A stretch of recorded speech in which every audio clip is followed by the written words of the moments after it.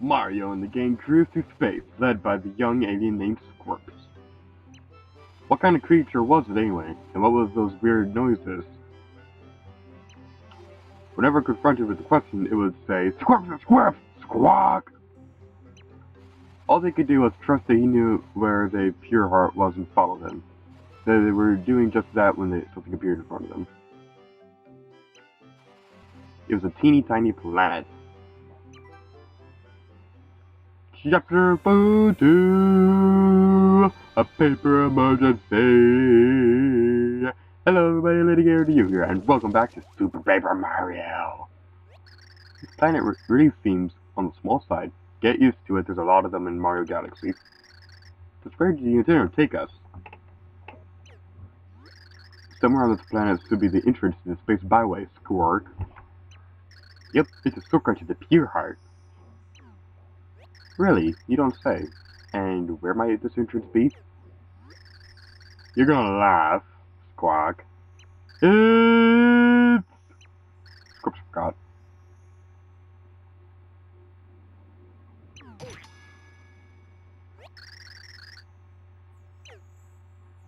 Don't look at Squirps like that. Everything's fine. I think there probably should be some clues around here somewhere, Squirple.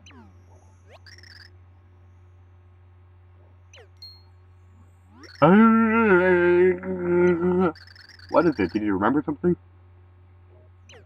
No, I have to go potty. I have to go. I can't hold it anymore.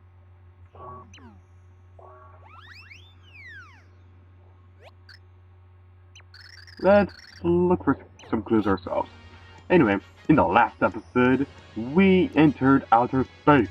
In this episode, we're going to be doing some more things that are epic and amazing and stuff. And I sound super excited right now, but really, I'm not. Actually, yes I am. Today I've about my first jug of eggnog, and I don't think I've ever mentioned this on my channel, but eggnog is my favorite drink ever, and I know a lot of people don't like it, but I really like eggnog. Anyway, up here, we have a new enemy. This is... that thing is a longator. It stretches beyond the limits of imagination. Maximum HP is 12 and attack is 2. Attack that. Numbers are confusing. Watch where they land, and they look relaxed, but they can get aggressive. Indeed, these enemies can be a little bit of an annoying.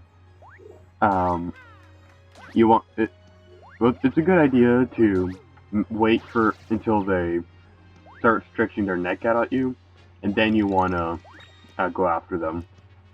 Is there anything else up here? Nope, there isn't. Anyway,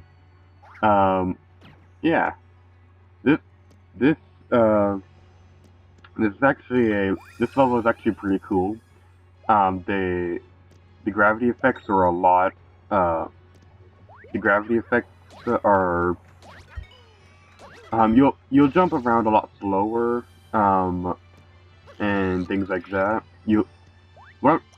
Mario is a lot more floaty in this. It's like comparing how Lara Croft jumps in the Tomb Raider games, and you compare that to how Sora jumps in the Kingdom Hearts games. I do like that they made the gravity a lot different because, and great, we're going to get into the part of the video where I talk about boring physics. For those of you who don't know, gravity is caused by the mass of an object, and the bigger the mass, the higher the gravity is. Earth is considered the comfort gravity zone where the planet is not so little that we'll drift off into space, and it's not too big, it's not too heavy, where we'd feel like we're getting crushed all the time. And this actually reminds me of something interesting that I read once. There's a planet, I forgot the exact coding, but I think it's something along the lines of Goliath 581G, I think. That planet is twice the size of Earth, and it orbits two stars. And scientists believe that this planet they believe that this planet can support life. And what I find hilarious is that the article that I read said that they were sending a radio frequency over to that planet, and they'd confirm if life was on there if they got a message back. And that just cracks me up because if there really are aliens out there, which I somewhat believe, if there are aliens out there, they're probably not going to be able to understand English and stuff like that. Heck, most of about half the planet doesn't understand English. There's so many languages, and if there's intelligent life out there, then there's definitely going to be a lot more languages. And what are the odds of an alien being able to speak English?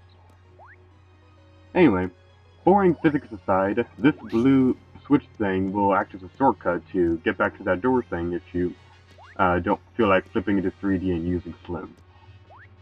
If you head up here, there are thingies that we can do. There's a new enemy over here, and it's actually a really cool enemy. And I didn't feel like violating it. Up here is a door. This door isn't where we want to go, but I just felt like selling it off. These aliens have got to be quite possibly the weirdest aliens in the world. And if an alien out there discovers this within a few thousand years or so, and you look exactly like that, I apologize. And why am I apologizing? I don't know, I'm just weird. But anyway, those aliens look weird. They speak through their belly button. If that's not weird, then I don't know what it is. Anyway, there's a capture card. Catch card? Why do I keep calling it a capture card? Why am I so dumb? Whatever. I don't remember if I ever talked about what the catch cards do. When you use them, you can capture an enemy foe. Basically, you can defeat an enemy and you'll get a... Alright, if you use a catch card on a blooper, then you'll get a blooper card. But like I've said a lot of times, I will not be getting all the catch cards in the game. I'm just playing through this game to show you how to get through the levels. But anyway, flip it in 3D, and we get coin galore! Yay, it's just like New Super Mario Bros. 2, even though I've never actually played that game because I don't own a 3DS because I'm pathetic. Anyway, yeah, coins, they're fun. What I really like in a Mario game is if they made it. I'd like a 3D Mario game where you can buy items with the coins.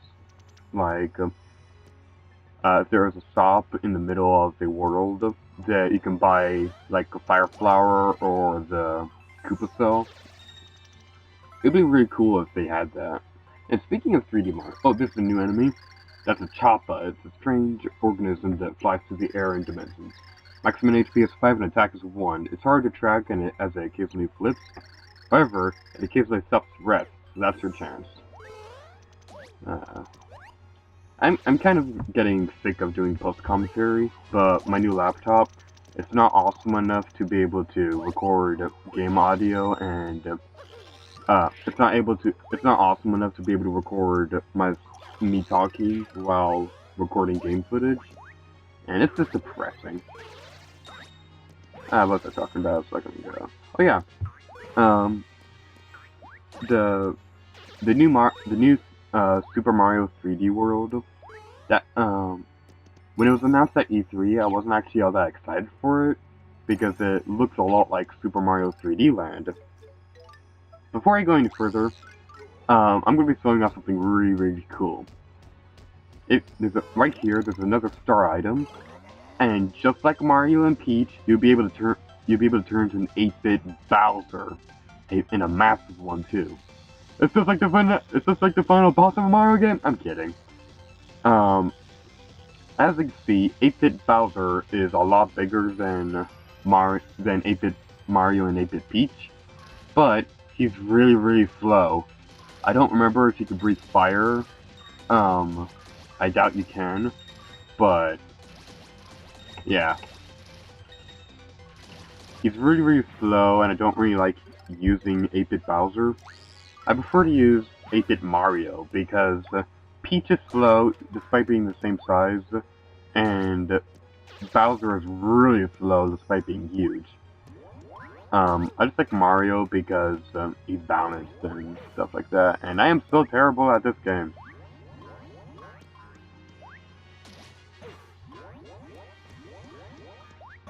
And this is probably the first time that we've heard the annoying health beep thing. Every game that I've played that has a health bar, they all have some kind of noise to warn you that your health is really low. And with this game, if your health gets to a certain point, you go like beep beep beep beep beep beep beep beep beep beep beep beep beep beep beep, and it's really annoying. But one thing's for sure, nothing's more annoying than the annoying beep for a 3D Zelda. Actually, no, nothing's more annoying than the annoying beep for well, this annoying beep right here. It's still worth mentioning that prior to recording Chapter 4, I went to a store in Flipside and I purchased some items. I'll be getting into the shops probably in the Chapter 5 prologue video. But anyway, important stuff right here. Greetings, young explorer. Welcome to the remote land. You must be buffed. I was known as an active senior explorer. The name's Blubby. I'm 75. In my youth, while everyone hunted for snacks, I hunted for big treasure of space. Big as treasure, and it'll be mine alive without a clue in the space room. So explorer, I'll get you a deal. This clue for 1,000 coins. Too rich for my blood. What? Too expensive? Oh, maybe a little. Sorry, I got a touch of lard bug. Anyway, I'll get you a deal. 100 coins? What? I'm out looking for the treasure myself? I'm old and I'm bored late.